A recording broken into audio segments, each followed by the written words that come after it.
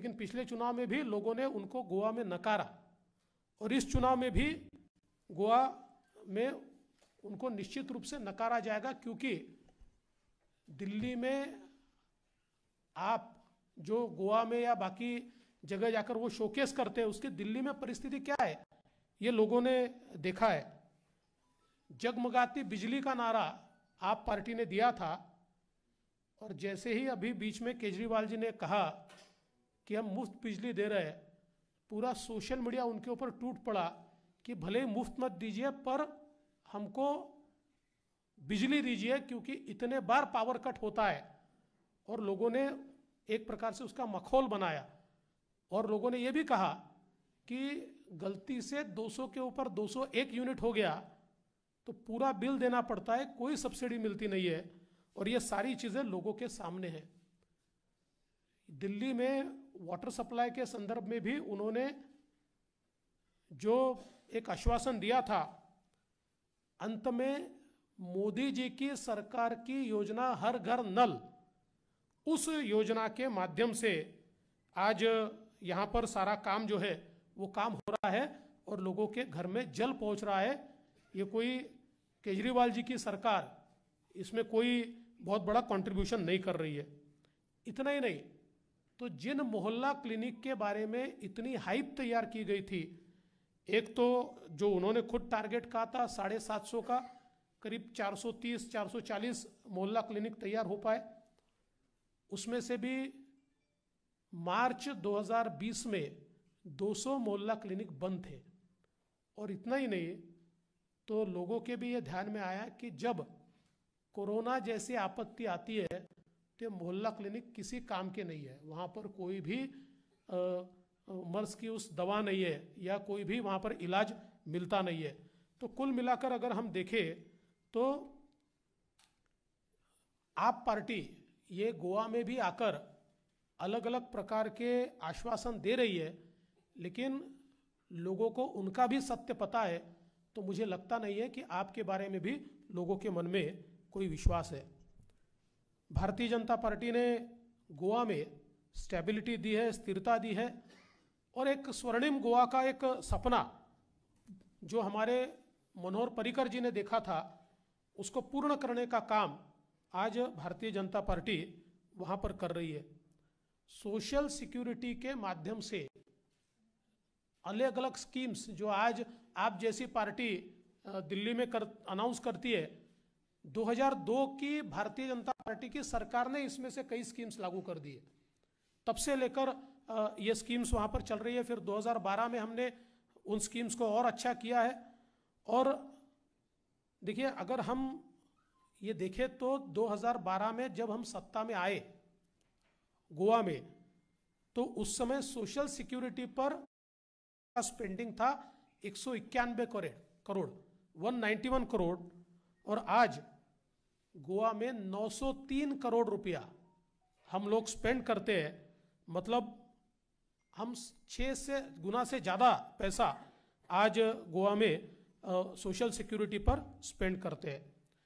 जो Dayanand social security योजना गोवा सरकार की है, देश की सबसे पहली योजना है, जिसमें करीब 1.37 लाख लोगों को 2000 रुपया पर मंथ ये वहाँ पर दिया जाता है, और जो हमारी विधवाएं हैं उनको 2500 रुपया पर मंथ ये दिया जाता है।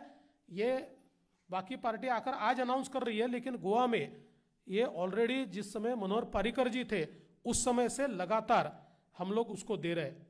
उसके बाद दीनदयाल स्वास्थ्य सेवा योजना भी गोवा में लागू है, जिसमें 4 लाख तक हमारे जो गोवा के नागरिक हैं उनको सारे प्रकार के जो हेल्थ केयर फैसिलिटीज़ है वो उनको मुफ्त मिलती है। और ये भी लागू करने वाला गोवा ये बहुत पहला राज्य रहा है जो बीजेपी की सरकार ने यहाँ पर किया है। इतना ही नहीं, तो अगर हम बाकी भी चीज़ें देखें तो वुमेन एंड चाइल्ड डेवलपमेंट ये जो विषय है, 2012 में इसका गोवा का स्पेंडिंग था मात्र 54 करोड़, जो आज 549 करोड़ तक हम लेकर गए। मतलब 10 गुना ये वुमेन एंड चाइल्ड डेवलपमेंट का एक्सपेंडिचर ये पिछले 10 सालों में बीजेपी की सरकार ने बढ़ाया है।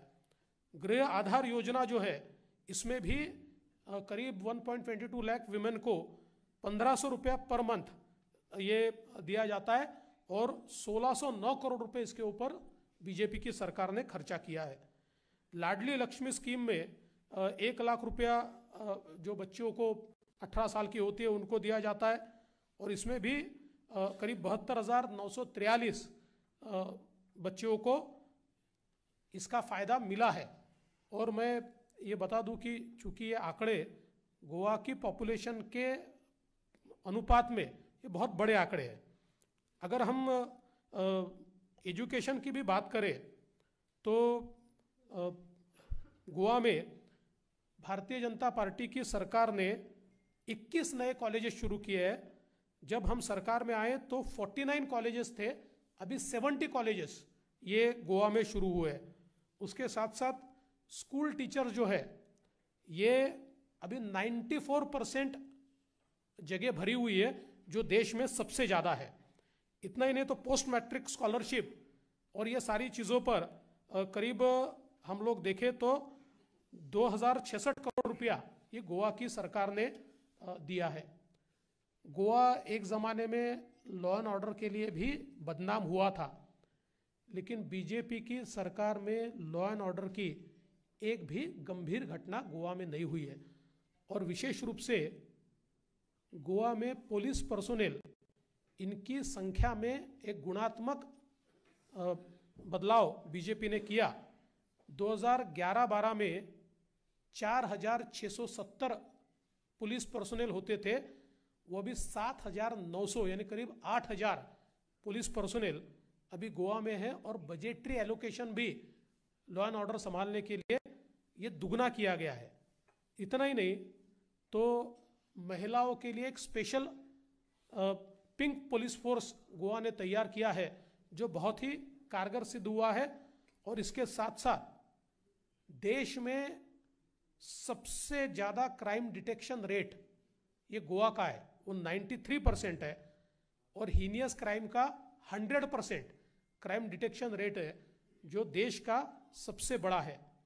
गोवा पुलिस को स्मार्ट पुलिसिंग अवार्ड 2 बार मिला है। उसके साथ साथ प्रेसिडेंट पुलिस मेडल 2021 का जो सबसे बड़ा सम्मान माना जाता है वो मिला है। और कुल मिलाकर गोवा के लॉ एंड ऑर्डर सिचुएशन में एक गुणात्मक बदलाव बीजेपी की ओर से आया है। इसके साथ साथ हेल्थ केयर के सेक्टर में भी बहुत बड़े पैमाने पर निवेश बीजेपी ने किया है। और करीब हमारी जो पीएचसी थी उनकी जो संख्या है वो 2.5 गुना बीजेपी की सरकार में बढ़ी है। और कॉटेज हॉस्पिटल से लेकर तो सुपर स्पेशलिटी विंग तक ये सारे नए चीज़ें ये बीजेपी ने की है। और साथ साथ 100% वैक्सीनेशन करने वाला पहला राज्य ये गोवा बना है। इसके साथ साथ जो हमारी डबल इंजन की सरकार है, माननीय मोदी जी की और गोवा की सरकार, केंद्र सरकार ने गोवा को अभूतपूर्व अप्रत्याशित रूप से मदद की है। अगर हम देखें तो जिस समय कांग्रेस की सरकार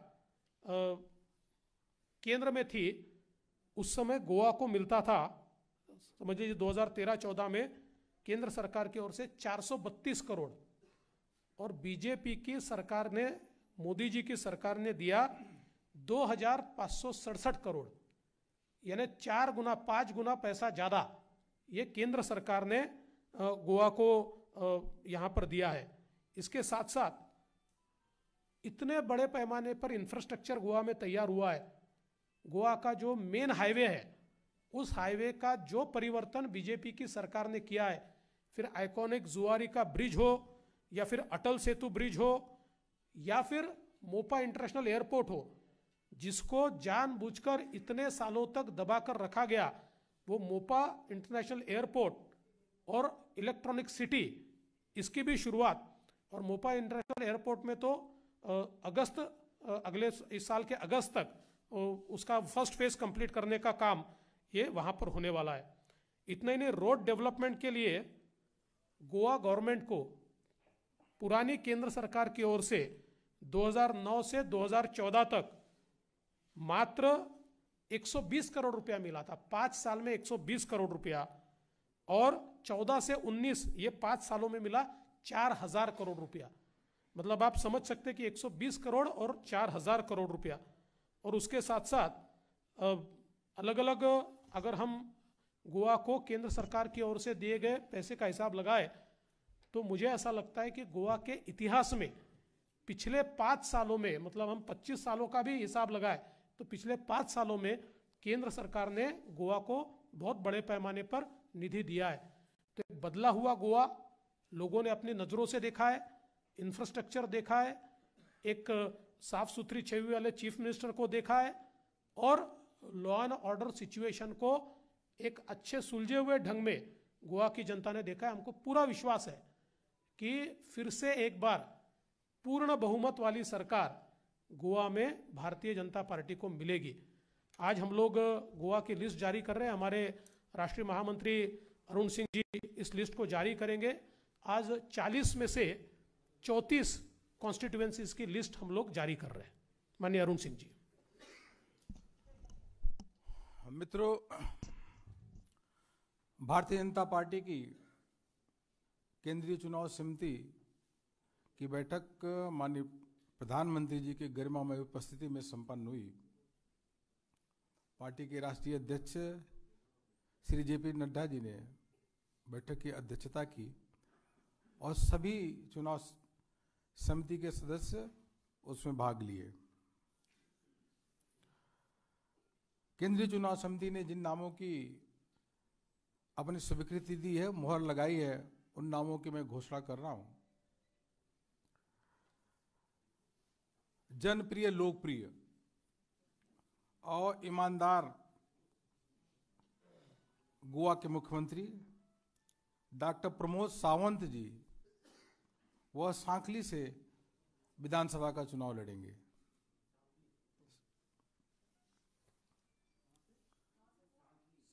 सांकली से चुनाव लड़ेंगे। बहुत ही लोकप्रिय मुख्यमंत्री हैं। मांड्रे असेंबली नंबर 1 है, वहां से श्री दयानंद रघुनाथ सोपटे जी चुनाव लड़ेंगे। पेडने कंसंसी नंबर 2, वहां से श्री प्रवीण आर्लेकर, उनको केंद्रीय चुनाव समिति ने स्वीकृति दी है, वह वहां से चुनाव लड़ेंगे। तीविम, यहां से श्री नीलकांत हलनकर यहां से भारतीय जनता पार्टी के प्रत्याशी होंगे। मापुसा, वहां से Shri Joshua Peter D'Souza Bharatiya Janata party के प्रत्याशी होंगे। शियोलिम, यह विधानसभा है, यहां से श्री दयानंद मांद्रेकर को भारतीय जनता पार्टी ने अपना प्रत्याशी बनाया है। सालीगांव, यह असेंबली कंसंसी है, यहां से श्री जयेश सालगावरकर यह चुनाव लड़ेंगे। परवरी से श्री रोहन खाउटे जी, रोहन खाउटे जी बहुत ही लोकप्रिय नेता है, यह वहां से चुनाव लड़ेंगे। अल्दोना, यहां से श्री ग्लेन टिकलो भारतीय जनता पार्टी के प्रत्याशी होंगे। पणजी से श्री अटांसियो मोन्सेरात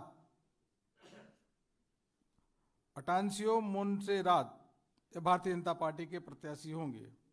तालीगांव से श्रीमती जेनिफर मोन्सेरात, यह भारतीय जनता पार्टी के केंद्रीय चुनाव समिति ने इनके नाम की स्वीकृति दी है, चुनाव लड़ेंगे। 7 आंध्रे, यहां से जो चुनाव लड़ेंगे वह फ्रांसिस्को और सिल्विरा, यह भारतीय जनता पार्टी के प्रत्याशी होंगे। महिम से श्री प्रेमेंद्र विष्णु सेठ, यह चुनाव भारतीय जनता पार्टी के प्रत्याशी होंगे। माननीय मुख्यमंत्री का मैंने नाम बता ही दिया जहां से चुनाव लड़ेंगे। परेम से श्रीमती दिव्या विश्वजीत राणे भारतीय जनता पार्टी के प्रत्याशी होंगे। बालपोई से श्री विश्वजीत प्रताप सिंह राणे, बालपोई से श्री विश्वजीत प्रताप सिंह राणे यह चुनाव लड़ेंगे। पिरोल से श्री गोविंद गावड़े भारतीय जनता पार्टी के प्रत्याशी होंगे। पुंडा यहाँ से श्री रवि सीताराम नायक, जो पहले मुख्यमंत्री थे, वह पुंडा से श्री रवि सीताराम नायक भारतीय जनता पार्टी के प्रत्याशी होंगे। सिरोड़ा से श्री सुभाष सिरोडकर भारतीय जनता पार्टी के प्रत्याशी होंगे। मडकई से केंद्रीय चुनाव समिति ने सुदेश भिंगी के नाम की स्वीकृति दिया, वह चुनाव लड़ेंगी। मुरगांव से श्री मिलिंद नायक, बास्को डी गामा, हाँ, यहाँ से श्री कृष्णा सालकर चुनाव लड़ेंगे। दावली, हाँ, यहाँ से माविन गुदिनो जी दावोली से भारतीय जनता पार्टी के प्रत्याशी होंगे। नुवे से श्री दत्ता विष्णु बोरकर भारतीय जनता पार्टी के प्रत्याशी होंगे। फारतोड़ा से श्री दामोदर नायक जी भारतीय जनता पार्टी के प्रत्याशी होंगे। और मडगांव से श्री मनोहर अजगावकर, जो अभी डिप्टी सीएम हैं, वह वहां से चुनाव लड़ेंगे।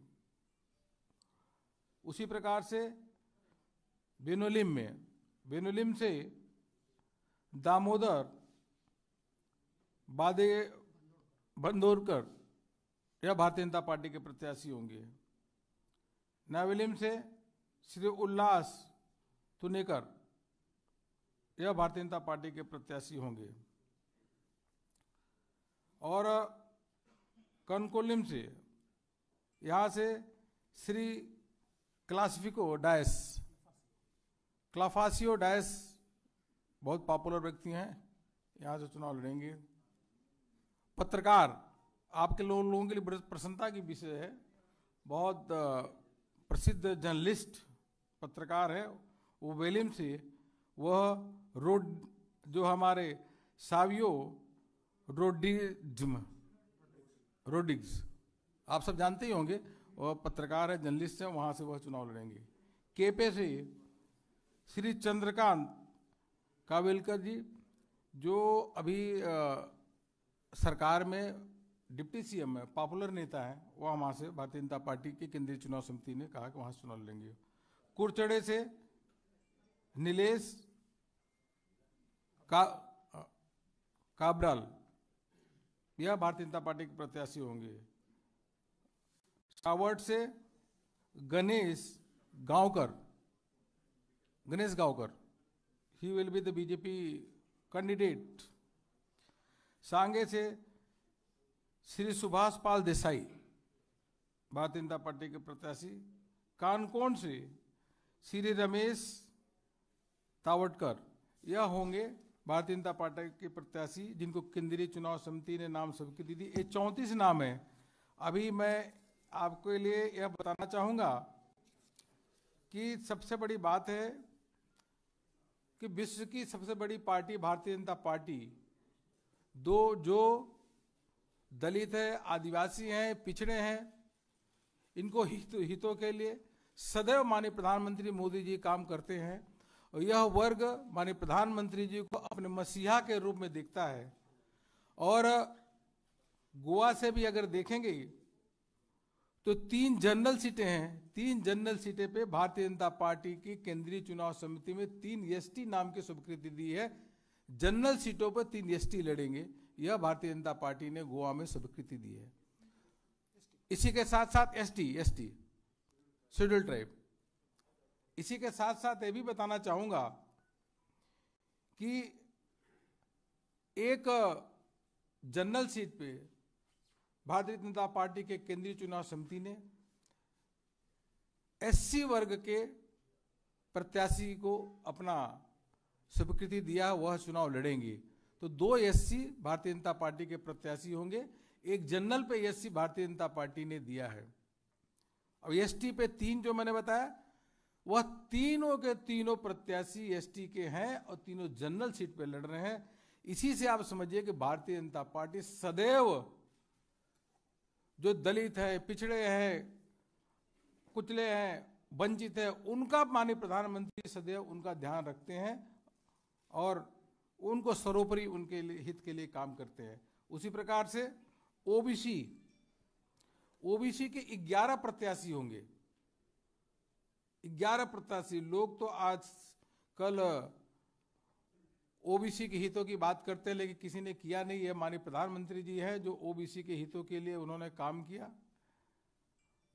ओबीसी आयोग बनाने से लेकर के 27 ओबीसी मंत्री भी देने का काम किया। 9 माइनॉरिटी क्रिश्चियंस को भारतीय जनता पार्टी केंद्रीय चुनाव समिति ने नाम की स्वीकृति दिया और 9 जनरल है। इसी के साथ साथ एक पत्रकार है, जैसे मैंने आपको बताया, 1 जर्नलिस्ट इज आल्सो देयर। और उसी के साथ साथ यहाँ पे जो अभी 6 प्रत्याशियों को के जगह नए प्रत्याशी देने का काम किया है। यह मैं आपके समक्ष रख रहा था। इतना मुझे पूरा विश्वास है कि जैसा देवेंद्र भाई साहब ने बताया कि गोवा में स्थिरता के लिए, विकास के लिए और लगातार विकास के लिए भारतीय जनता पार्टी की सरकार काम कर रही है। और पार्टियां केवल भारतीय जनता पार्टी के हराओ, किस प्रकार से हराए, वह रणनीति लेके काम कर रही हैं।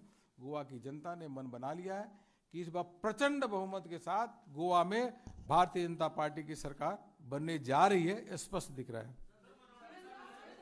एक एक करके पायल मेहता एक एक करके